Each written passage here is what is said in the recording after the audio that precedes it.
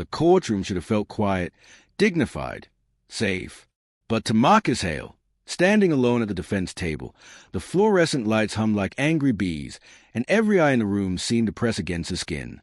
He had been here before, but never like this, not as a defendant, not as a black man judge before a single word was spoken. Officer Ricks leaned in the doorway, arms crossed, boots planted wide, watching him with a smirk that didn't belong in a place built for justice. The man's presence brought a cold, metallic tension to the air. The clock called a brief recess. People shuffled, papers rustled, but Officer Ricks didn't move. Instead, he walked straight toward Marcus, his voice slicing through the murmur. "Men like you don't belong on this side of the bench," he said, low enough to avoid microphones but sharp enough to cut. Marcus tasted bitterness on his tongue. He didn't flinch. He didn't bow. But his hands curled against the table, slow, controlled, every movement measured. The oak gavel still sat on the judge's bench, untouched. Sunlight through the tall windows caught the dust in the air, turning it gold. A place of law, a place that promised fairness. And yet the words hung there, poisonous, echoing loud in the room itself. Then a bailiff hurried in, breathless. "Judge is running late. There's been a development." Marcus turned. Ricks stiffened. The bailiff swallowed hard, staring straight at Marcus. "Sir, they need you in chambers. Now." And the room seemed to tilt, as if everyone suddenly knew something Marcus did not. Marcus Hale breathed in slowly, letting the recycled courtroom air settle into his lungs.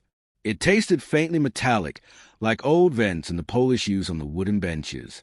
A Tuesday hearing, routine, predictable, shouldn't have felt like this. But the moment he stepped inside, he sensed the heat of eyes on the back of his neck.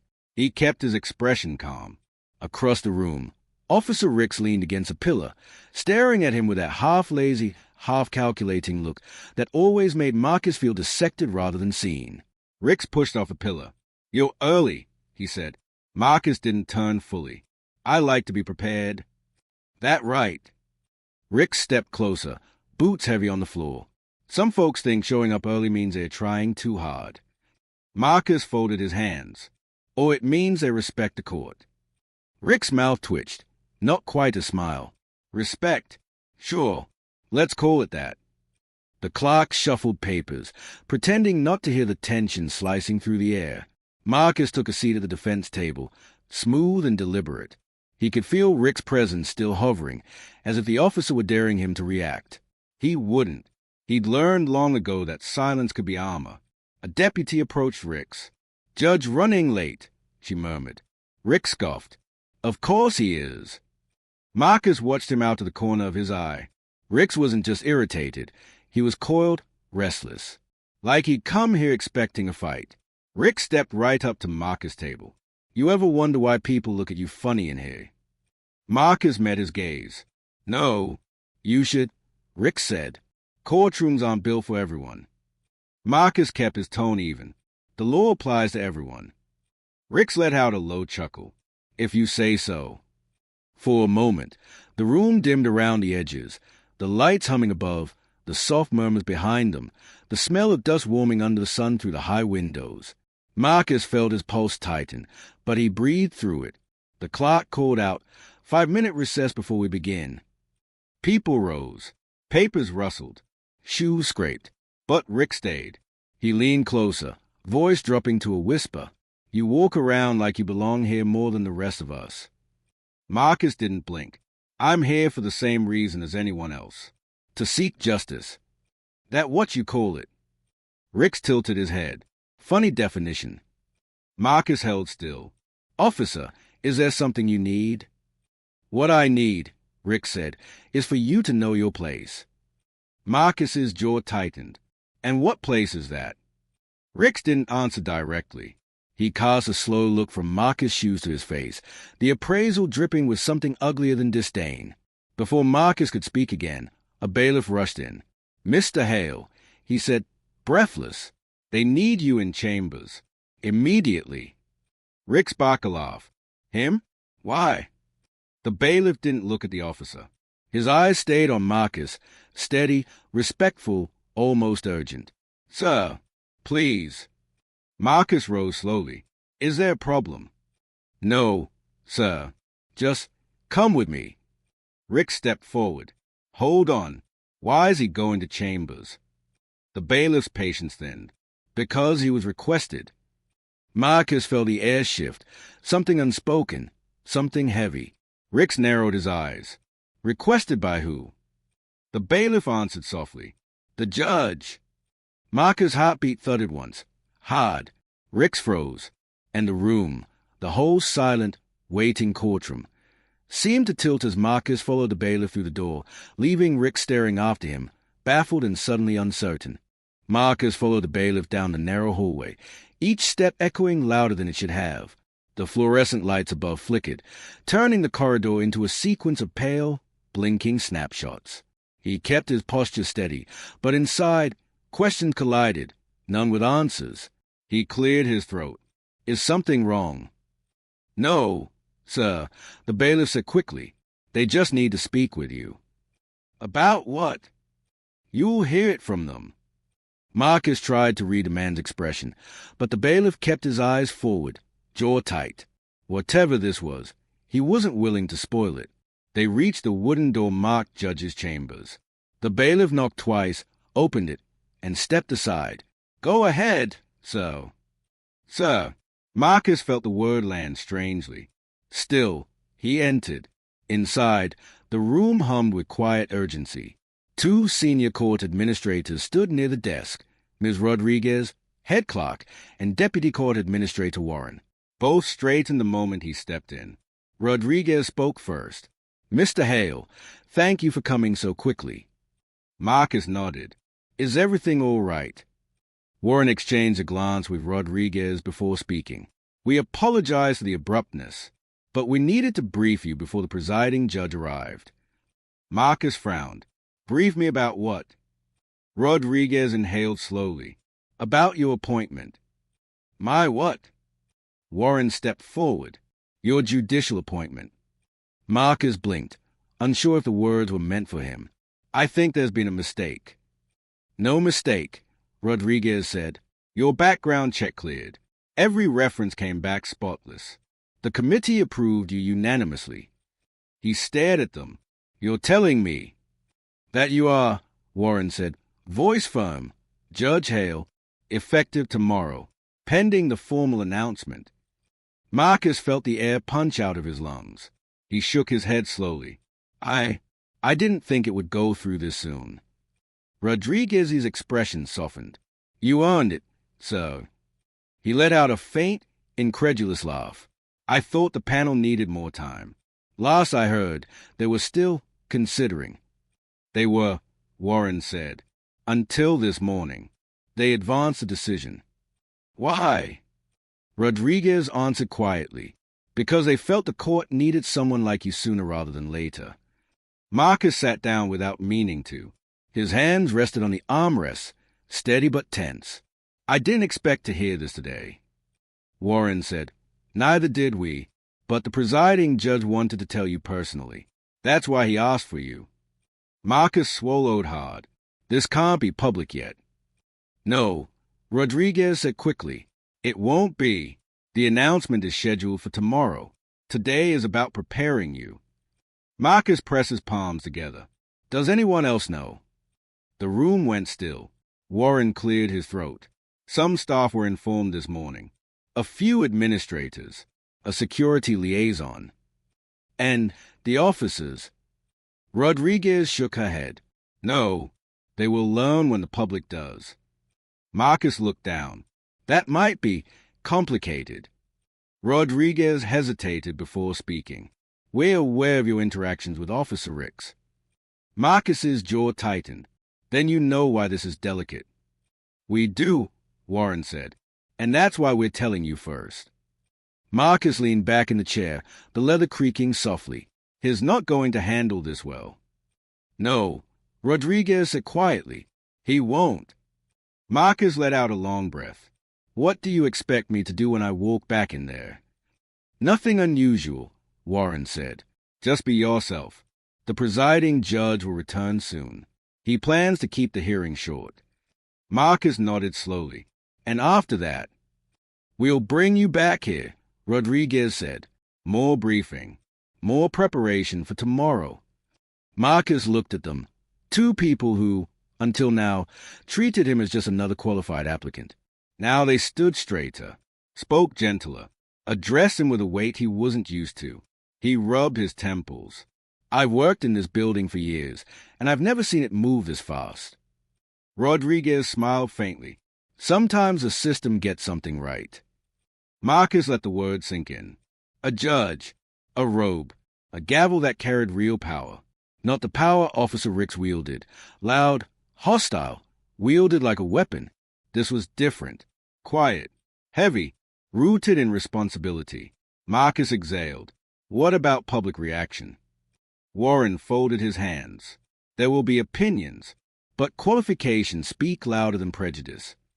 Marcus gave him a tired, knowing look. Not always. Rodriguez stepped closer. You've earned this. Don't let anyone, shake that. Marcus nodded once. I hear you. A knock sounded at the door. The bailiff peeked in. They are ready for Mr. Hale. Rodriguez stepped back. Take your time. Maintain composure. You don't have to prove anything today. Warren added, and whatever happens out there, just remember who you are. Marcus stood, smoothing the front of his jacket. Right now, I'm still just Marcus. Rodriguez shook her head gently. Not anymore. Not to us. He paused at the doorway. Tomorrow changes everything. Warren met his eyes. Yes, it does. Marcus stepped into the hall, heart thudding a slow, heavy rhythm. The courtroom door loomed ahead. Tall, dark, carved with the seal of the state. Behind it waited Ricks. His voice, his anger, his assumptions. The bailiff walked beside him. Sir, you okay? Yes, Marcus said softly. A breath, a pause. Then, steadier, I will be. And he pushed open the courtroom door. Marcus stepped back into the courtroom, the heavy door clicking shut behind him. Conversation dipped just enough for him to feel the shift, eyes flicking toward him, whispers thinning into nothing.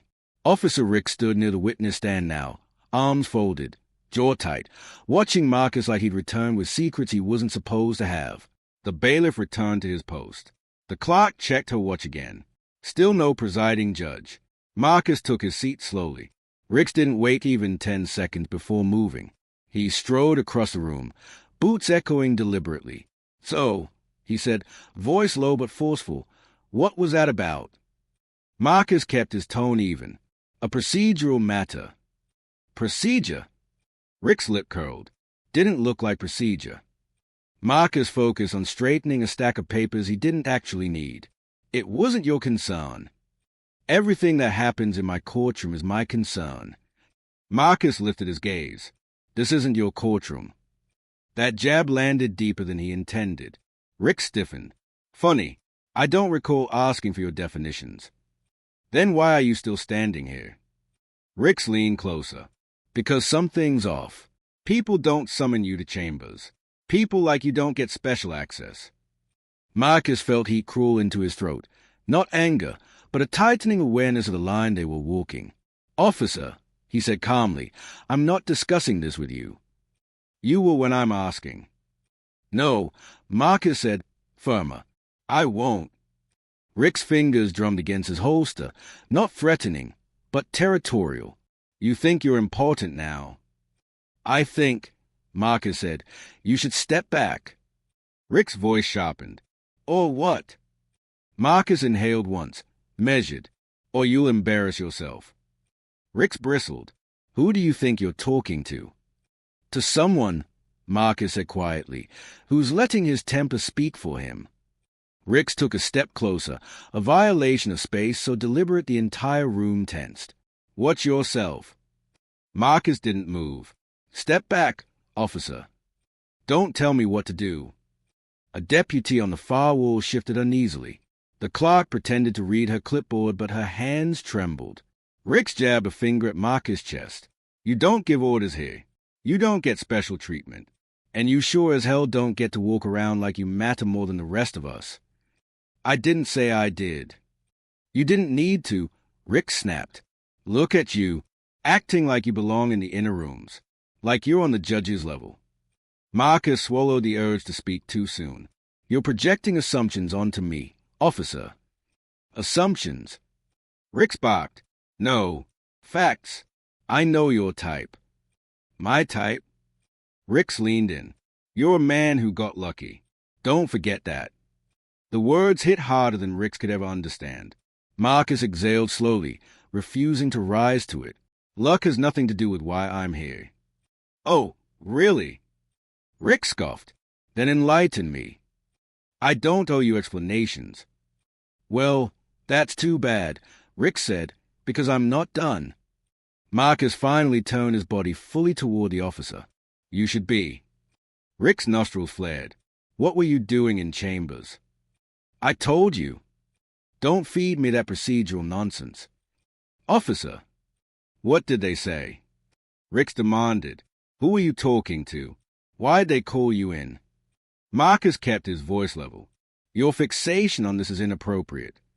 Rick slammed a palm onto the table, the crack echoing across the room. Every head turned. Marcus didn't flinch, but his pulse kicked. A deputy hurried forward. Officer Rix. Stay out of this, Rick snapped. The deputy stiffened, but didn't retreat. Marcus gathered his papers, forcing his hands to remain steady. Please lower your voice. There are people here just trying to do their jobs. Rix leaned in until their faces were inches apart. You think you're better than me? No, Marcus said. I think you're trying to provoke me. Maybe I am. The air tightened. Marcus could feel the weight of it press into his ribs. Why? Because I want to see what you're hiding. I'm not hiding anything. Rix pointed again at the chamber door. They don't call you back there. They don't summon defendants. So what are you playing at? Who are you? Marcus said nothing. That silence, steady, unbroken, infuriated Rix more than any words. You're lying, Rick snarled.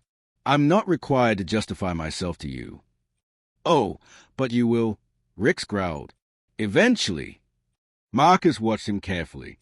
You're crossing lines you shouldn't cross. Rick scoffed. I can cross whatever line I damn well. Officer Rix.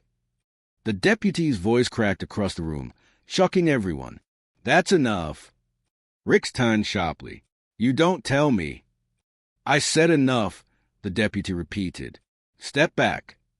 Rix looked around, at the witnesses, the clerk, the gallery. He searched for support, for someone to nod, to validate his authority. No one moved. The silence wasn't on his side anymore. The door at the back of the courtroom opened. A young deputy stepped out. The presiding judge is still detained on another matter. They asked for patience. Rix muttered, of course, then shot Marcus a venomous glare. Convenient. Marcus ignored the jab. Officer, please take your position. Rix didn't move. Marcus spoke again, voice firm but quiet. Return to your post. The air stilled. Rix clenched his jaw, rage visible in every strained muscle. But he stepped back. Not gracefully, not willingly, but he stepped back. The clerk cleared her throat, flipping pages. When the judge returns, we'll proceed with the review hearing. Thank you for your patience. Rix muttered something under his breath, pacing toward the wall.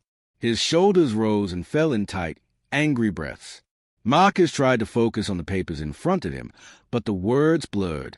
He felt the tremor inside, not fear, not quite, but a deep, internal bracing, as if he stood on the edge of something shifting beneath him. The deputy approached him quietly. Are you okay, Mr. Hale? Yes, Marcus said, but it's getting worse. The deputy nodded hesitantly. We've all seen it. Then why isn't anyone intervening? Another silence. Heavy, honest. Because he makes people nervous, the deputy admitted. And no one wants to be the one to escalate things. Marcus looked across the room. Rix paced like a caged storm, face dark, eyes burning with suspicion. It's already escalating, Marcus murmured. The deputy sighed. I know. Marcus closed his eyes briefly. This won't end here. No, the deputy said softly. It won't. Across the courtroom, Rick stopped pacing. He stared at Marcus, eyes narrowing, as if he had just decided Marcus was a threat he needed to crush. Marcus felt it. That moment, that shift, the beginning of something unraveling, and the presiding judge still hadn't entered the room. The moment the presiding judge finally appeared in the doorway, the courtroom straightened like a pulled wire. People stood, papers stilled. Even Officer Rick stiffened, though resentment still burned beneath his posture. Judge Merrill waved off the formalities. Please, everyone, be seated. We'll keep this brief. Marcus lowered himself into his chair, feeling the weight of 3 different gazes. Judge Merrill's, the clerk's, and Rick's, whose stare was sharp enough to cut through wood. Judge Merrill scanned the room, eyes pausing on Rick's longer than expected. I've been informed, he said, that tensions rose during my delay. Rick's immediately stood. Your Honor, I was only... Sit down, Merrill said without looking at him. Rick's, red-faced, obeyed. Merrill exhaled quietly. We'll address the docket item, then we'll deal with the conduct concerns. Marcus felt Rick's glare shift toward him, hot and heavy. The judge opened the file. Mr. Hale, we'll reschedule your motion for next week. Marcus nodded. Understood, Your Honor. Ricks muttered. Convenient. Merrill's head snapped up. Officer Ricks. Ricks pretended to adjust his belt. Nothing, so. Merrill didn't bite, but he continued. Court is adjourned. Mr. Hale, Officer Ricks, both of you remain. The room emptied quickly. The clerk avoided eye contact as she slipped away. 2 deputies lingered near the walls, exchanging looks that said they'd seen this brewing all morning but wanted no part in it. Once the door closed behind the last observer, Judge Merrill rubbed his temples. Let's talk. Ricks jumped first. Your Honor, with respect, this man, Merrill interrupted, has done nothing but sit quietly while you escalated a situation that never needed to become one. Ricks bristled. I was performing my duties. You were provoking him, Merrill said evenly. Ricks shot Marcus a look of mock innocence.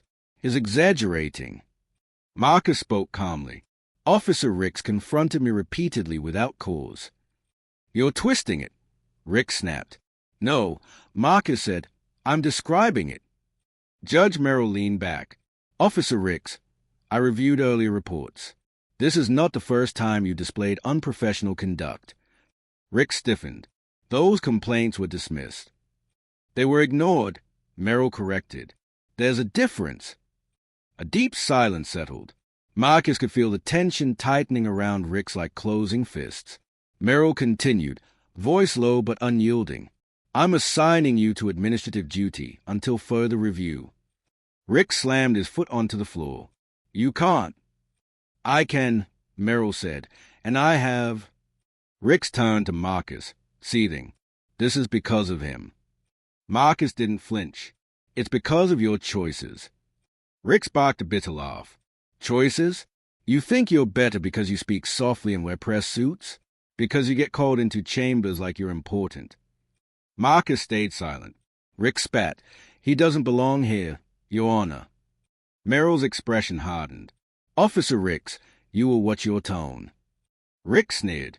Why? What's so special about him? Marcus felt the judge's eyes shift toward him, then away.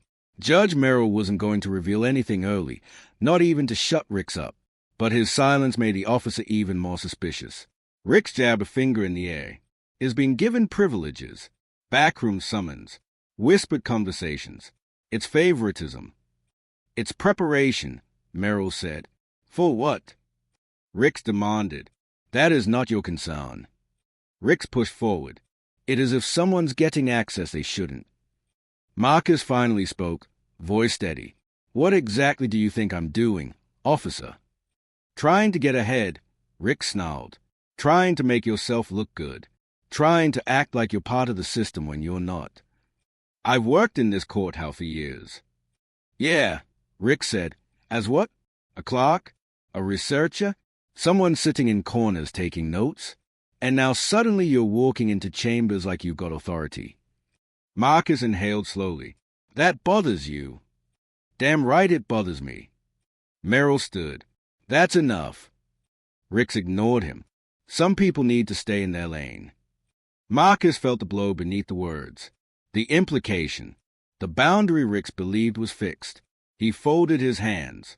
My lane is changing. Ricks snapped, not for long. Judge Merrill cut in sharply. Officer Ricks, step into the hall. Now. Ricks hesitated, chest rising and falling with fast, angry breaths. Merrill raised a brow. That is an order. Ricks stormed out, the door slamming so hard a stack of files trembled. The room exhaled. Merrill turned to Marcus. I'm sorry you had to endure that. Marcus shook his head. This isn't new. No, Merrill said quietly, but it is unacceptable. Marcus leaned forward. The others saw. The clerk, the deputies. They pretended not to. They were afraid. Afraid of him. Marcus asked. Yes, Merrill said simply. Marcus let the silence stretch. And now? And now, Merrill said, things will shift. Marcus studied him. You know he'll come after me for this. He won't have a chance, Merrill replied. I disagree, Marcus said softly. Merrill hesitated. Tomorrow will change everything. Marcus nodded once. I know. The judge walked around the desk, lowering his voice. Today, all you need to do is keep steady. Let us handle the misconduct review. And when the truth comes out, Marcus asked. Merrill gave him a weighted look. Then he'll understand exactly who he was talking to. Marcus stood slowly. You believe he'll accept it? No, Merrill said, but he'll have no choice. They moved toward the door. Before leaving, Marcus paused. Judge Merrill. Yes. When systems look away, someone pays a cost. Merrill's voice dropped. You have paid enough. Marcus nodded, but his chest tightened, because in his gut, he knew Ricks wasn't done, not even close. The next morning, the courthouse buzzed with an energy Marcus had never felt before. Not loud, just charged, like static before a storm. People moved faster, whispered more, stood straighter without knowing why. Something was about to break, and everyone sensed it. Marcus arrived early, stepping through the metal detectors with his usual quiet composure. But today, deputies nodded to him with an odd mixture of respect and anticipation. He walked down the hallway toward the robing room, his robing room. The door felt heavier than any he'd opened before. Inside, the black robe hung neatly on a wooden hanger, smooth and solemn, a symbol he had once believed was meant for someone else. A clerk stood waiting. Good morning, Your Honor. Marcus froze at the title. The clerk blushed.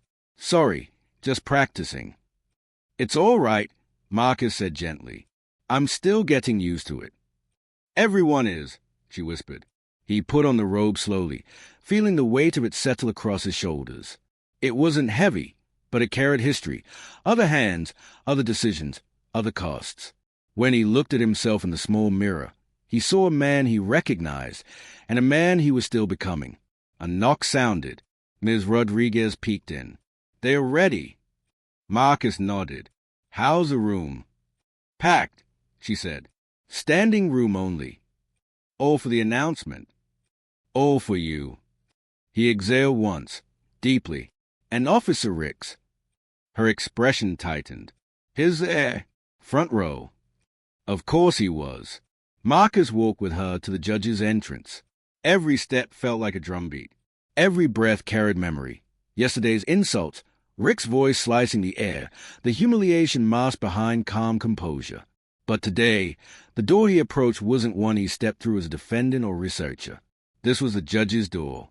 When Rodriguez opened it, the courtroom rose in a wave of motion.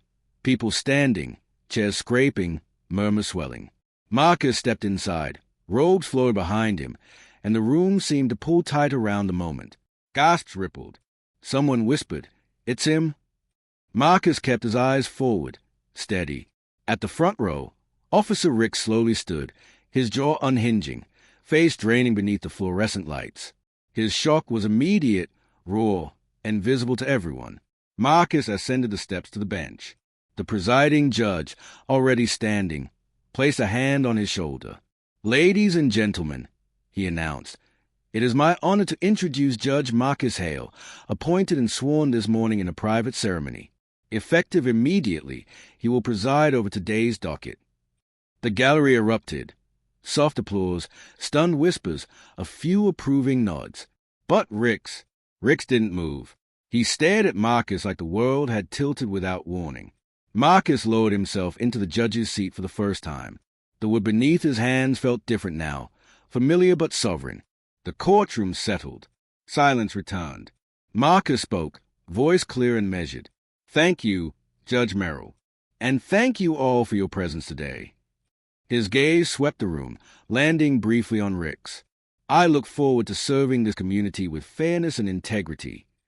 Merrill stepped aside, leaving Marcus fully in place. Marcus opened the docket. "We'll begin with administrative matters." Rix did not sit. He remained standing, chest heaving. Marcus didn't acknowledge him. Not yet. The clerk read the first case number. A routine review. Marcus handled it smoothly, his voice steady, his decisions precise. The courtroom watched, absorbing the shift in power. When the review closed, Marcus lifted his eyes. "Officer Rix," he said evenly, "please approach the bench." The air broke into 1,000 silent fractures. Rick's throat bobbed. "Why?" "This court has business with you." Murmurs. Tight, nervous laughter. Someone whispered, "Oh, this is about yesterday." Rix glared around, then back at Marcus. "I'm not obligated to." "You are," Marcus said. "Now approach." The authority in his voice left no room for interpretation. Deputies stepped forward subtly. Rix realized he had no escape, not without creating a scene that would bury him further.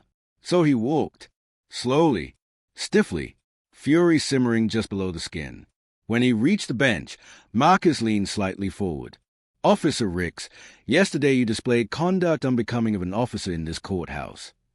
Rix hissed under his breath. "You're exaggerating." Marcus continued. "Multiple witnesses observed your behavior. Your attempt to intimidate me. Your unprofessional comments." Rick's jaw twitched. "You think putting on that robe changes anything?" "It changes everything," Marcus said. Rix's breath hitched, just enough to show he'd felt the blow. "You tricked me," he snapped. "You let me talk to you like that knowing who you were becoming." Marcus folded his hands. "I let you reveal who you already were." A ripple passed through the gallery. Rix shook his head. "This is a setup, some kind of punishment.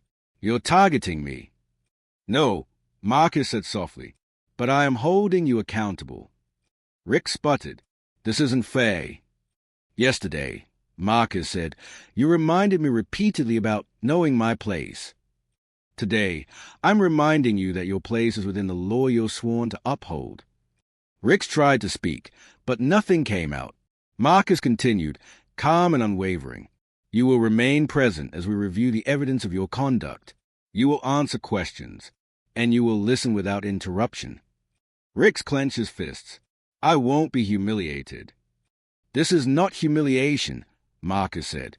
"This is procedure." Rix stared up at him, trembling, not with fear, but with a collapse of certainty. Marcus felt the courtroom bracing around them, the collective awareness that something long overdue was finally beginning. He shifted the file forward. "We will now proceed." For the first time, Rick stepped back, not out of respect, but because the ground beneath him had changed. And he knew it. The courtroom felt different now, tighter, quieter, every breath measured. Marcus opened the folder in front of him, the crisp paper sounding sharper than normal. Officer Rick stood rigid near the counsel table, shifting between defiance and disbelief. Marcus began. "We'll review the incidents documented regarding Officer Rick's conduct. Clerk, please read the first entry." The clerk swallowed. "Incident Report 14B, dated 3 months ago." Rick barked. Those complaints were dismissed. Marcus didn't look up. They were archived, not dismissed. "Proceed, please." The clerk continued, voice trembling. "Complainant states Officer Rix raised his voice during a routine inquiry, used derogatory phrasing, and refused to file proper documentation. Ricks cut in. I was doing my job. Marcus lifted his gaze. You will speak when addressed. Ricks froze. The clerk continued. And complainant reports feeling threatened and humiliated. Marcus nodded. Entered into record. Ricks stepped forward. That statement is exaggerated. People lie all the time. Sit down, officer. Marcus ordered. A few quiet gasps rose from the gallery. Ricks lowered himself into the chair, jaw tight. Marcus leaned forward. Next entry. The clerk flipped a page. Incident report 29J bodycam footage reference, but never reviewed due to incomplete submission. Marcus looked directly at Ricks. Why was the footage incomplete? Ricks scoffed. Technical issue. Every time. Marcus asked. Ricks didn't answer. A deputy from the left wall stepped forward. Your Honor, if I may. Ricks stiffened, surprised. Marcus nodded. Go ahead. The deputy cleared his throat.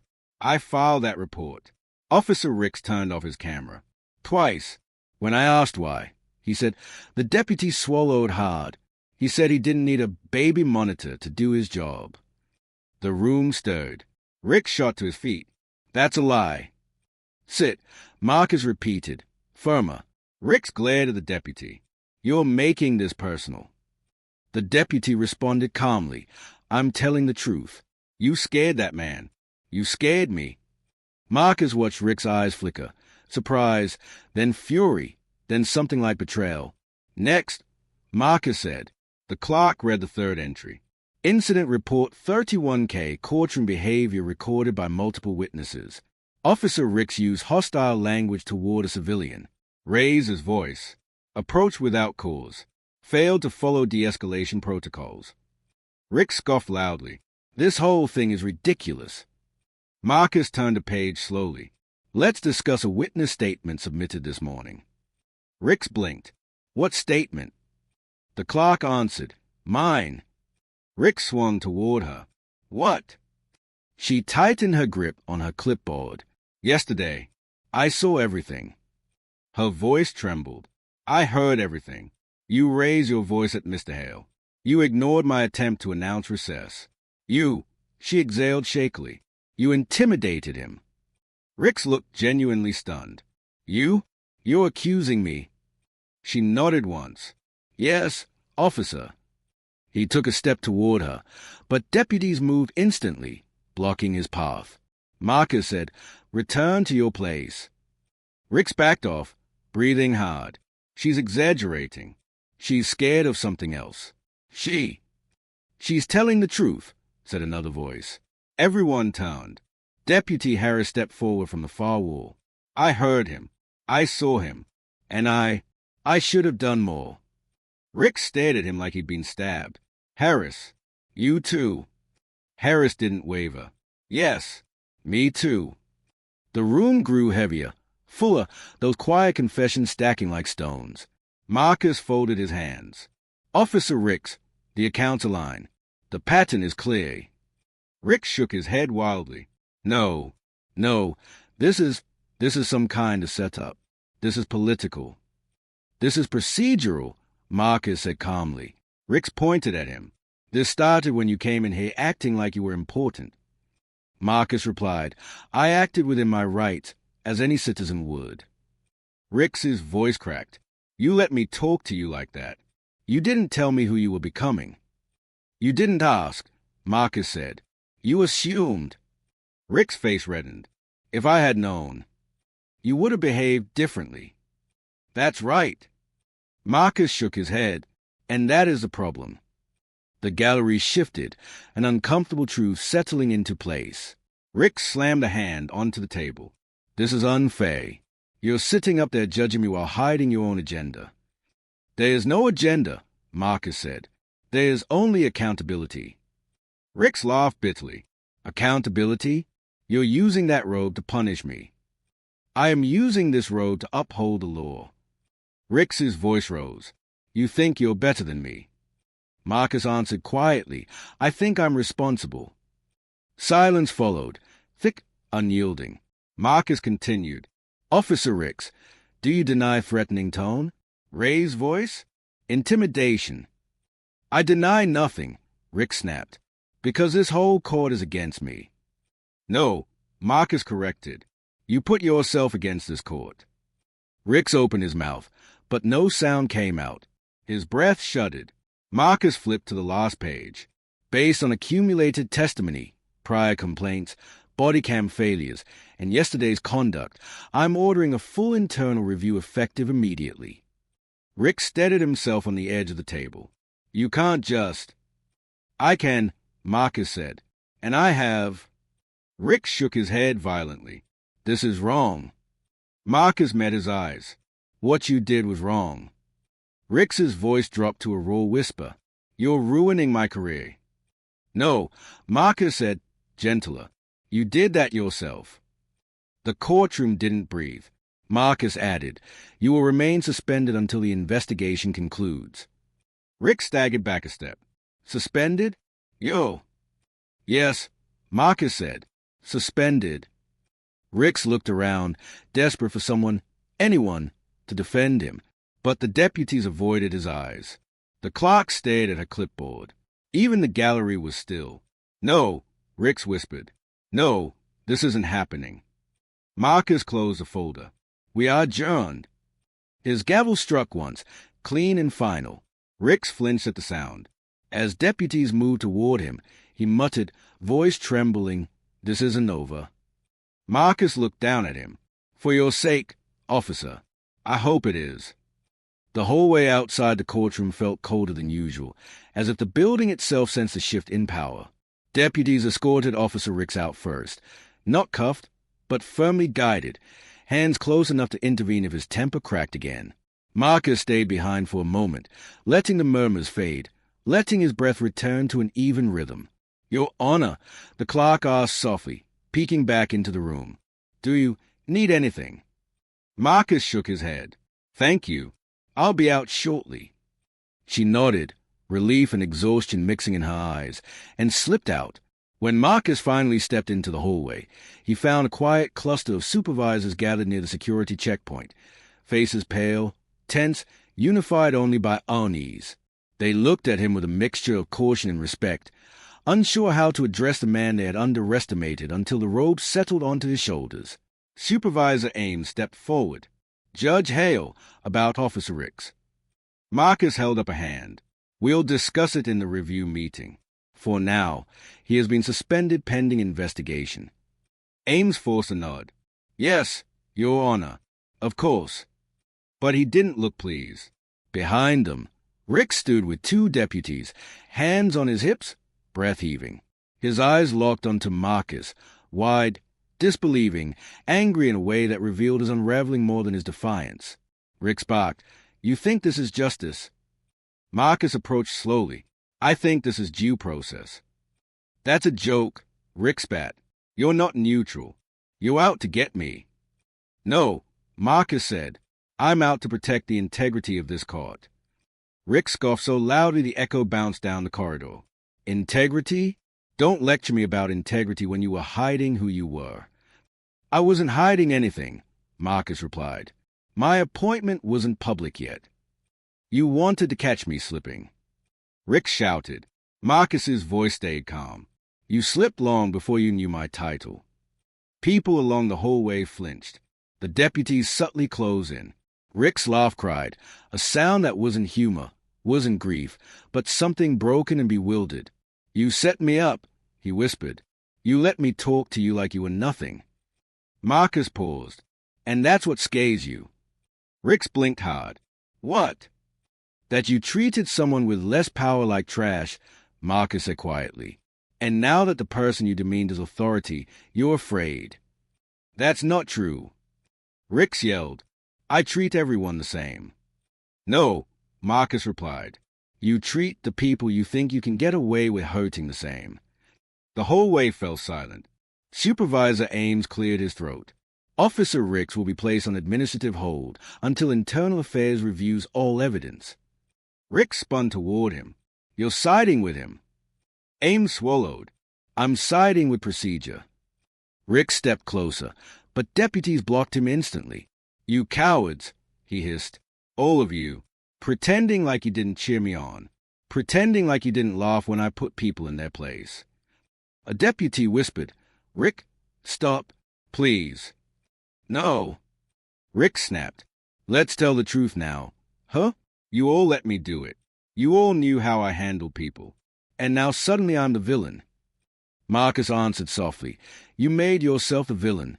They just stopped looking away." That line settled over the hallway like dust after a collapse. Rick shook his head wildly. "You're twisting everything. This is politics. This is race. This is accountability," Marcus said. Rick glared, red-faced, trembling. "You want to ruin me." Marcus stepped closer, not aggressively, but firmly. "You ruin yourself every time you use your badge like a weapon instead of a responsibility." Rick's jaw quivered. "I served this place for 15 years. People respected me." "They feared you," Marcus corrected. "Respect and fear are not the same." Ricks looked away as if the truth physically burned him. Supervisor Ames signaled the deputies. "Escort Officer Ricks to processing." Ricks thrashed once, but not enough to break free. "This isn't over," he shouted. "You hear me? This is a mistake. I'm the one who kept order around here." Marcus replied, "Order without justice is oppression." The deputies guided Ricks toward the stairwell. His boots scraped the tiles, his voice cracking with every step. At the stairwell door, he turned back once more, eyes raw. "I was good at my job." Marcus felt a pang, unexpected, human. "And you could have been better," he said softly. "If you'd listened, if you'd changed." Ricks didn't respond. The door closed behind him. Another deep, unsettled silence filled the hallway. Supervisor Ames approached. "Your Honor, there will be fallout." "I'm aware." Ames lowered his voice. "Some officers weren't ready for someone like you to take the bench." Marcus met his gaze. "Someone like me." Ames swallowed. "I meant someone new." "No," Marcus said. "You meant someone who challenges the way things have been." Ames didn't deny it. Marcus continued. "Tell them this. I'm not here to make anyone comfortable. I'm here to make the law work the way it should." Ames nodded slowly. "Understood." Marcus walked toward his chambers, footsteps steady. But inside, emotion churned, exhaustion, relief, tension still coiled tight. The robe felt heavier now, weighted with what he'd seen, what he confronted, what it had cost. At his door, he paused, looking back at the quiet hallway. Justice wasn't victory. It was responsibility, and every step came with a price. He whispered to himself, "It's only beginning." Then he entered his chambers, closing the door softly behind him. The following morning, the courthouse felt unnervingly calm, like the air had settled after a long, brutal storm. Marcus walked through the front entrance, robe carried neatly over his arm, feeling the eyes that followed him. Some were curious, others respectful, a few cautious, waiting to see how the dust would settle. He didn't mind the looks. Not today. He moved through security, nodding to the deputy who had quietly defended him the day before. The deputy straightened his posture. "Good morning, Judge Hale." "Morning," Marcus replied softly. The hallway lights hummed overhead, the familiar drone grounding him as he walked toward his chambers. A court administrator hurried beside him, holding a file. Internal Affairs concluded its preliminary findings overnight. Marcus slowed. "That quickly?" "Yes, Your Honor. They wanted to move fast." She handed him the file, her fingers trembling. Marcus caught the tremor. Not fear of him, but fear of what the document held. He stepped inside his chambers, closed the door, and opened the file. Pages of statements, body cam inconsistencies, accumulated complaints, witness account from staff who had stayed silent for years, suddenly finding their voices now that someone had opened the door. At the bottom of the report was a recommendation. Immediate removal of badge and weapon, pending formal misconduct charges. Marcus exhaled slowly, letting the words settle. A knock sounded. "Come in," he said. Ms. Rodriguez entered quietly. "They're ready." "Where is he?" Marcus asked. In the administrative room. His not taking it well. Marcus nodded once. Let's proceed. They walked together to the small, glass-walled administrative chamber typically used for quiet reprimands and reassignments.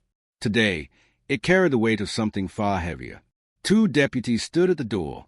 One opened it. Inside, Officer Rick sat in a chair, shoulders tense, eyes flashing with a mixture of anger, fear, and disbelief. His badge gleamed faintly under the overhead light. Soon to be taken. The room felt tight, air too still. Rick didn't rise. So this is it. Marcus took the seat opposite him. The findings are clear. They are biased, Rick snapped. They are consistent, Marcus corrected. You pushed them, Rick said. You wanted this. No, Marcus said quietly. I wanted the truth. Rick scoffed. You think you're some savior? Some symbol. I think I'm a judge, Marcus said, and that means I have a duty. Rick leaned forward, voice low and jagged. You ruined my life. Marcus let the accusation hang before answering. You were ruining other people's lives long before I wore this robe. Rick pressed his palms into his knees, breathing hard. People respected me. They were afraid of you. That's respect, Rick argued. No, Marcus replied. That's control. Silence. Heavy. Dense. Rick stared at the floor. 15 years. 15 years I kept this place in order. At what cost? Marcus asked. Ricks didn't answer. One of the deputies stepped forward. Officer Ricks, please stand. Ricks looked up sharply. No.